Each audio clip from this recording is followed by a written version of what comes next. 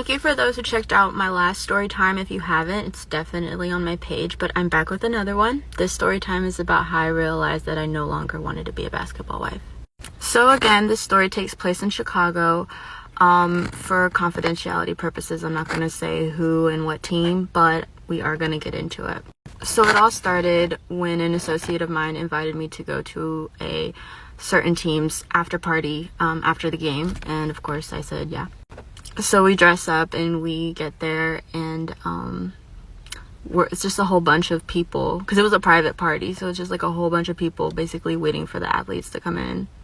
So finally they come in and everyone's flocking everywhere.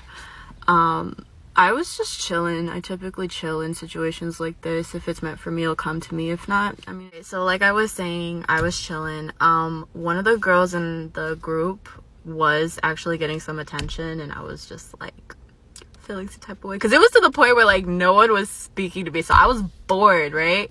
And I was like getting annoyed. I was actually like getting ready to leave. So where we were sitting was actually like a temporary spot.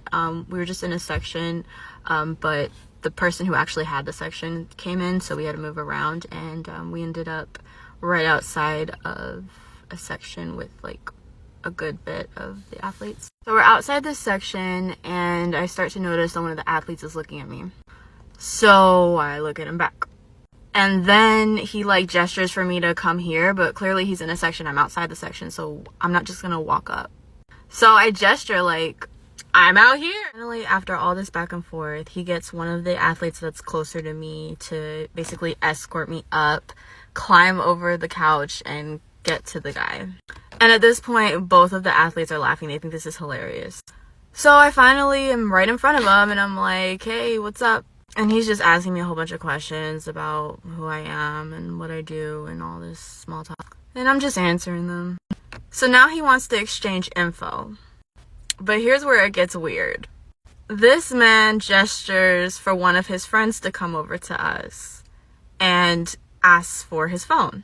So his friend gives him the phone, and he goes to his friend's Snapchat. He hands me the phone and asks me for my Snapchat on his friend's phone. And I've never been this close to an athlete before, so I had no idea they did stuff like this. So needless to say, I give him my Snap. And I'm feeling like this must be a joke. Like, he's not about to snap me on his friend's phone. But lo and behold, the party's over. It's like 3 a.m, and who snaps me? The athlete. So basically, he was trying to get me to like slide to his hotel, and I told him that's not happening. I have work tomorrow, and I'm not gonna do that. So we leave it at that, and I'm thinking I'm never gonna hear from him again. Some days go by, and I tell my friend about my experience and who the athlete was.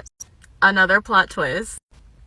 So apparently, the athlete is my friend's niece's best friend's newly wedded husband. Not only are they newly wedded, but so yeah, dude was married, dude had a baby on the way. And the crazy part is that I checked his page like before we even I think I checked it like once I got home, just to like fill things out or whatever, and I saw nothing about this. I didn't see anything about a marriage. I didn't see anything about wedding, baby, nothing. My friend showed me the wife's page, and there go their wedding pictures, her baby bump, their maternity photos. I mean, dude was living a double life. So anyway, some time passes by, and he decides to Snapchat me. So I kid you not, this man is acting like he is doing absolutely nothing wrong. And he's like, what's up? So I'm like, I mean, shouldn't you be with your wife and kids? And he never responded again. The end.